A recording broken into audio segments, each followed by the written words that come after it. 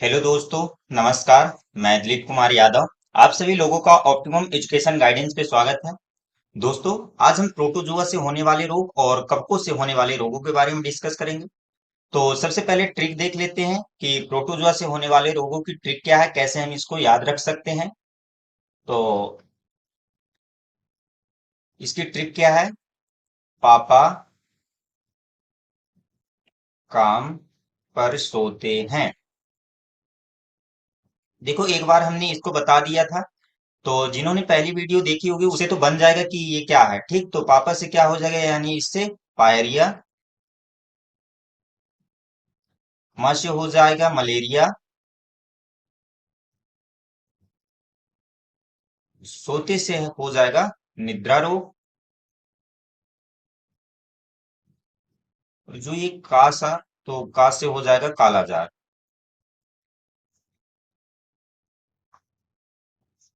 ठीक।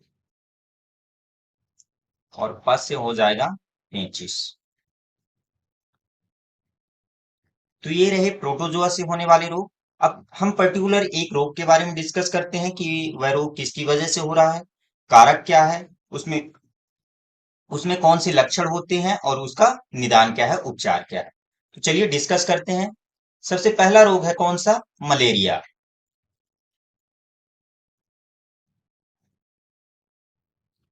सबसे पहला है मलेरिया। अब ये किसकी वजह से होता है, इसका कारक कौन है? तो यह है प्लाज्मोडियम।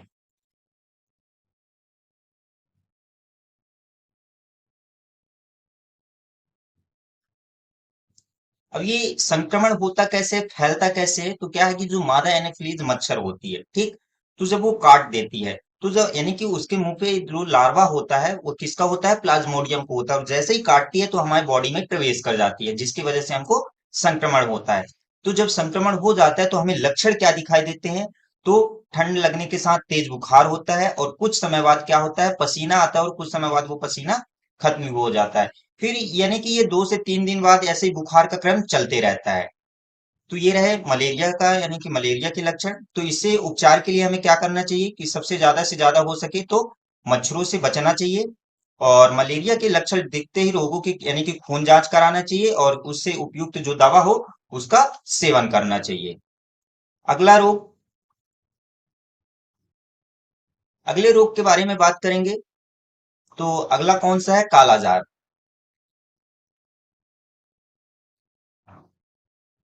तो जो ये काला जार होता है वह किसकी वजह से होता है? तो यह होता है, इसका जो कारक होता है वह होता है लीशमैनिया। लीशमैनिया। अब यह संक्रमण किसकी वजह से फैलता है? तो यह फैलता है, जो बालू मक्खी होती है, तो बालू मक्खी जो सैंड फ्लाई होती है उसके काटने से फैलता है। ठीक। तो संक्रमण किसके वजह से होता है? इसमें बालू मक्खी के द्वारा होता है।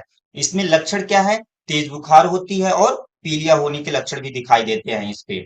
ठीक, तो इसके उपचार के लिए हमें क्या करना चाहिए कि वही हमें मक्खी से बचना चाहिए और यानी उपयुक्त दवा लेनी चाहिए। अगले रोग के बारे में बात करेंगे। अगला रोग है पेचिस, या इसी को हम अमीबी पेचिस भी बोलते हैं। ठीक, अमीबी पेचिस। तो इसका कारक कौन होता है? तो जो अमीबा पेचिस होता है इसका कारक होता है एंट अमीबा।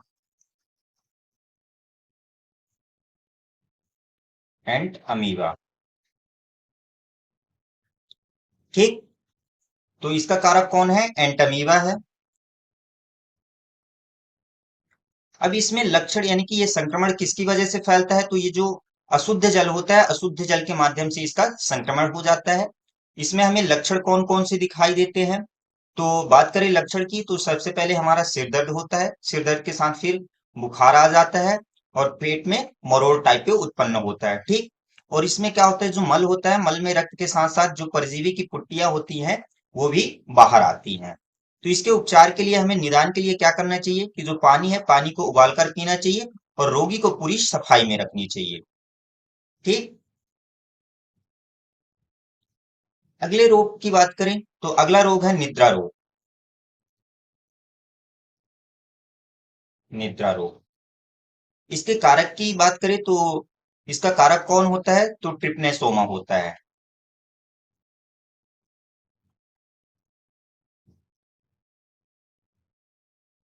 ट्रिपनेसोमा मक्खी होती है, ये ब्रूसी मक्खी होती है अमेरिकी। तो उसके काटने के माध्यम से तो संक्रमण कैसे होता है, जो ये मक्खी होती है, तो वो यानी कि जो संक्रमण मक्खी होती है उसके काटने के माध्यम से फैलता है। और इसमें लक्षण हमें क्या दिखाई देते हैं कि जोड़ों में तेज दर्द हो जाता है, चलने फिरने में कठिनाई महसूस होती है और नींद ना आने का एहसास होता है। ठीक। अब ये नींद ना आने का एहसास क्यों ऐसा नहीं होता है, क्योंकि देखो क्या होती है कि जब ये जो मक्खी होती है ये काटी, तो जो हमारा ये परजीवी होता है ये हमारे कहाँ पे जाके अटैक करता है, हमारे तंत्रिका तंत्र पे। और तंत्रिका तंत्र का यानी कि वो हिस्सा इससे प्रभावित हो जाता है जो नींद आना और नींद न आना यानी कि जागने और सोने के प्रभावित करता है, यानी कि नियंत्रण करता है, उसको जाके ये प्रभावित कर देता है। ठीक। तो उसकी वजह से हमें नींद ना आने का एहसास होता है।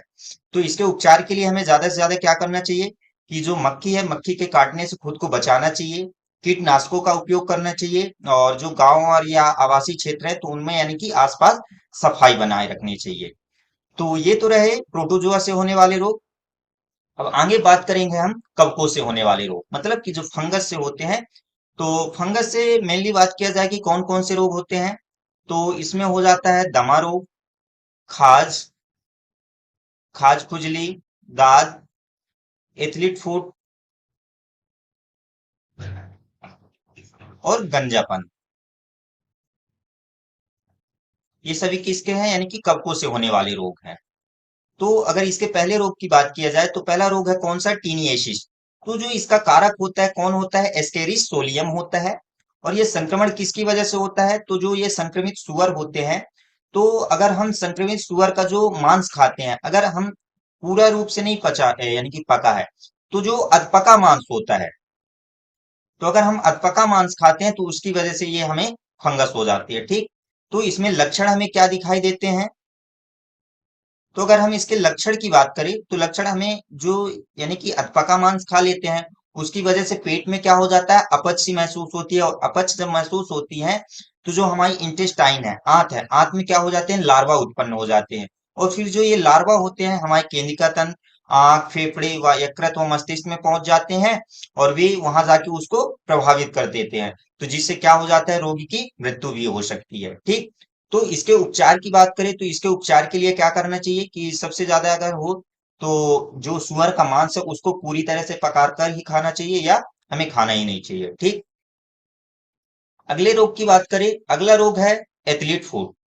तो एथलीट फुट इसका नाम क्यों है कि जो यानी मेनली क्या होता है कि जो एथलेटिक्स होते हैं उनको ये ज्यादा रोग हो जाते हैं। क्यों क्यों क्यों, यानी कि सॉक्स ज्यादा देर तक पहने रहने या शूज को ज्यादा देर तक पहने रहने की वजह से, मिट्टी में खेलने की वजह से, उसकी वजह से यानी कि एथलीट में ये ज्यादा रोग देखा गया। ठीक। अगर बात करें कि जो इसका कारक होता है, कारक कौन होता है, तो इसका होता है ट्राइकोफाइटोन होता है। ठीक। अब इसमें लक्षण क्या दिखाई देते हैं कि जो त्वचा को मुलायम हिस्सा प्रभावित होता है, मतलब कि जो हमारी दोनों अंगुलियों के बीच में, यानी कि जो पैर की दोनों अंगुलियां वहां पे क्या जो त्वचा होती है बहुत ज्यादा मुलायम होती है, तो वहां पे ये ज्यादा देखा जाता है। ठीक। तो इसके लक्ष्य यानी कि उपचार की बात की जाए तो हमें क्या करना चाहिए कि जो एंटी फंगल दवाएं हैं, तो यानी कि एंटी फंगल जो क्रीम होती हैं यानी उनका प्रयोग करना चाहिए। अगला रोग है खाज। तो जो खाज है ये किसकी वजह से होता है, कारक कौन सा है, तो इसका कारक है एस्केरस एस्केबीज है। ठीक। अब लक्षण हमें इनमें क्या दिखाई देते हैं कि तो क्या होता है कि जो हमारी त्वचा होती है, त्वचा में खुजली पड़ जाती है तथा सफेद दाग पड़ जाते हैं। ठीक। किसकी वजह से होता है, ये जो खाज होता है खाज में हमें ये लक्षण दिखाई देते हैं। और अगला है कि अगला रोग है दाग, रिंग वॉर्म जिसको बोलते हैं, यह किसकी वजह से होता है, यह भी ट्राइकोफाइटोन की वजह से होता है। तो इसमें हमें लक्षण क्या दिखाई देते हैं कि त्वचा पर लाल गोले टाइप के पड़ जाते हैं, और फिर वही गोले यानी कि ज्यादा यानी कि हीचिंग करते हैं बहुत ज्यादा, है ना। तो इसके उपचार के लिए हमें क्या करना चाहिए कि डिटॉल की बूंदें लगाकर स्नान करना चाहिए और जो एंटी फंगल दवाएं हैं उनका उपयोग करना चाहिए। ठीक। अगले रोग की बात करें तो अगला रोग है दमा, जिसको हम बोलते हैं अस्थमा। इसका कारक कौन होता है, तो इसका होता है एस्परजिलस फ्यूमिगेट्स होता है। ठीक। अब इसमें हमें लक्षण कौन कौन से दिखाई देते हैं, तो इसमें लक्षण हमें बार बार होने वाली खांसी है जो विशेषकर क्या होती है, रात में होती है। और रात में हमें क्या होता है कि सांस लेने में यानी कि क्या होता है, ऑक्सीजन की कमी का अनुभव होता है। ठीक। तो ये रहे हमारे क्या, फंगस से होने वाले रोग। तो हमने आप लोगों को विषाणुओं से जीवाणुओं से होने वाले रोग, वायरसों से होने वाले रोग और प्रोटोजोआ और फंगस से तो आज पढ़ लिए, तो ये हमने सब पढ़ा दिया है। तो अगर आप लोगों ने पिछली वीडियो नहीं देखे हैं, तो बैक्टीरिया की, वायरस की, तो उन वीडियो को भी जाके देख लीजिए। वैसे हम डिस्क्रिप्शन पे प्लेलिस्ट लगा देंगे, तो वहां से आप लोग जाके देख सकते हैं। तो चलिए मिलते हैं अगली नेक्स्ट वीडियो में। यहाँ तक बने रहने के लिए आप लोग का बहुत बहुत धन्यवाद। जय हिंद, जय भारत। हाँ, और ये कि अगर इसकी पीडीएफ चाहिए तो पीडीएफ के लिए आप हमारे टेलीग्राम चैनल को ज्वाइन कर सकते हैं, उसकी भी डिस्क्रिप्शन पे लिंक दे दी गई है।